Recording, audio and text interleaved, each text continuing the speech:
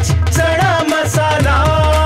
आता छोले असो किंवा चवळी, पांढरे चणे असो किंवा काळे चणे, सगळं काही कमाल बने। गोंड्याचे वकील यांनी सांगितले आहेत की पत्नीवर हात उचलणं हे घरेलू हिंसा नाही आहे, याच्यावर काय प्रतिक्रिया? जसे की त्या वकिलांनी सांगितलेलं आहे की 4 कानाखाली मारणं आणि प्लास्टिकची छडीतून मारणं हे घरेलू हिंसाचार नाही आहे। तो असे वकील जे आहे, असे वक्तव्य करणारे वकील जे आहे ते कुठे ना कुठे घरेलू हिंसाचाराला वळावा देत आहे। आणि तुम्हाला पण माहिती आहे की 1.5 दिवस जे वैष्णवी हत्या प्रकरणमध्ये 1.5 दिवस त्यांची FIR सुद्धा घेतली नाही गेली होती। आणि त्याच्यामध्ये ज्या वेळे घेतली 1.5 दिवसानंतर जे FIR घेतली त्याच्यामध्ये एकदम कॉमन कलम लावले होते। आणि त्यांच्या त्यांचे जे मामा आहे, हगवण्याचे जे मामा आहे, शशांक हगवण्याचे, त्यांचे मामा पोलीस अधिकारी आहे। त्यांचे बलावर त्यांना 2-2 रिव्हॉल्वर, एक घरामध्ये 2-2 रिव्हॉल्वरचे लायसन्स भेटलेले आहे। आणि राष्ट्रवादीचे कार्यकर्ते होते, जे शशांक हगवणे आहे, दोघी भाई राष्ट्रवादीचे कार्यकर्ते होते। तो जे मी बघितलेलं आहे आजपर्यंत, माझ्याकडे जितके आज हे आलेले आहे प्रकरण, 2 दिवस अगोदर संजय सिरसाटचा मुद्दा पण माझ्याकडे आलेला होता आणि निवेदन पण, पूर्ण पुरावेसुद्धा वो लडकी देऊन गेलेली आहे माझ्याकडे। तो सगळे मी जी तळागाळामध्ये मी काम करताना बघितलेला आहे, तो कुठे ना कुठे हे घरेलू हिंसाचार जे चालू आहे, मारहाण, तलाक, 2-2, 3-3 लग्न नवरेचे, हे सगळ्यामध्ये कुठे ना कुठे तरी कोणत्या ना कोणत्या पक्षाचा कार्यकर्ता आहे किंवा कोणते ना कोणते मोठे नेताचा कार्यकर्ता आहे। असं सगळं राजकीय वरदहस्त आहे, तरी हे सगळी मोठे जे महिलांवरती अत्याचार चालू आहे। लाडकी बहीण योजनाबाबत एक नवीन खुलासा झाला की अनेक जे सरकारी कर्मचारी महिला आहे ते या योजनेचा लाभ घेत होता, याच्यावर तुमची काय प्रतिक्रिया? जे मला पण असं माहीत पडलेलं आहे की शासकीय मतलब जे सरकारी जे लाडकी बहीण योजनाचा जे लाभ आहे ते सरकारी जे महिला आहे, क्योंकि त्यांच्या हातामध्ये ते काम दिला होता। तो जे लेक लाडकी योजनाचे फॉर्म भरण्याचे आहे ते सगळं त्यांच्या हातामध्ये सरकारी जे महिला आहे काम करणारी शासकीय पदावर महिलांना दिला होता। तो त्यांनी जे गरजू महिला आहेत त्यांना न देता स्वतः घेतलेला। अशी महिलांवरती, असे लोकांवरती कानूनी कारवाई करायला पाहिजे। आणि जे लाडकी बहीण योजना आहे, मी तो बोलते की जे माननीय मुख्यमंत्रीने जे आपले आदिवासी जे फंड होता, आदिवासी विकासाचा फंड होता, ते थांबून, ते दाबून आणि ही योजना सुरू केलेली आहे।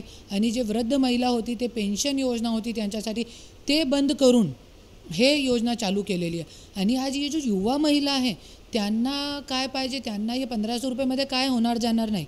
त्यांना तुम्ही रोजगारमध्ये सशक्त करा, त्यांना तुम्ही चांगलं शिक्षण द्या, रोजगार द्या, त्याची गरज आहे।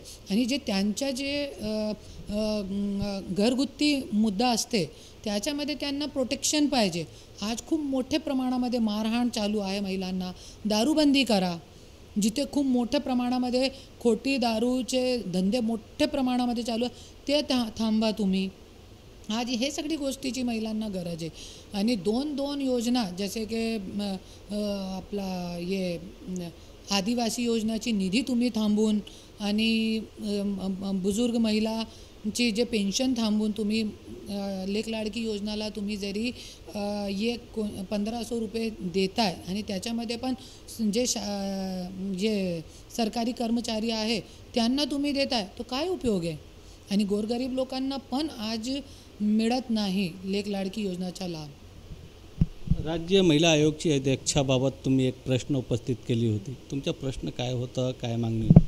राज्य महिला आयोग बघा काय काम करत नाही आणि खूप मोठ्या प्रमाणामध्ये, आणि जसे जे संजय सिरसाटची जे लडकी आली होती, अगोदर माझ्याकडे एक गणेश नाईकची जे दीपा चौहान महिला होती ते आली होती, आणि आणखीन खूप काही महिला अजून येतात माझ्याकडे, खूप मोठे मोठे मंत्र्यांची। तो त्याच्यामध्ये मला काय दिसते की सगळ्यांनी मला एकच सांगितलेलं आहे की रुपालीताई चाकणकर आम्ही गेलेले आहे, पण मंत्रींचे नाम ऐकून तो काम करत नाही. आणि आमची जे हे आहे कंप्लेंटसुद्धा घेत नाही.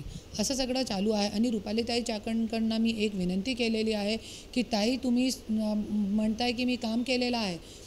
ज्या वेळे माझ्यासोबत मारहाण झाली होती कलेक्टर ऑफिसमध्ये, त्याचे तुम्ही CCTV फुटेज जरी फक्त मला दिले, तुमच्या चरणामध्ये वंदन करणार.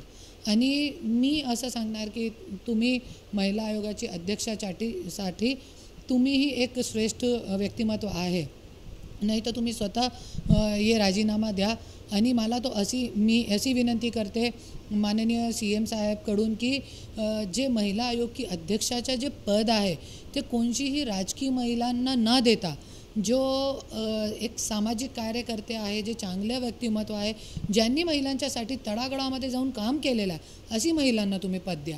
हे कशासाठी तुम्हाला महिला आयोगाचा पद कोणत्याही राजकीय पक्षामध्ये ठेवायची गरज नाही आहे. पण रुपाली चाकणकर आज प्रेस कॉन्फरन्स घेऊन त्यांनी सांगितले आहेत की विरोधकांचं काम आहे राजीनामा मागण्याचं, कारण ते विरोधी पक्षाचे जे नेते आहेत ते पंतप्रधानांचा राजीनामा मागतात, गृहमंत्र्यांच्या नावा राजीनामा मागतात, CMचा राजीनामा मागतात आणि आमचा पण राजीनामा मागत आहेत. आमचं काम आहे काम करायचं.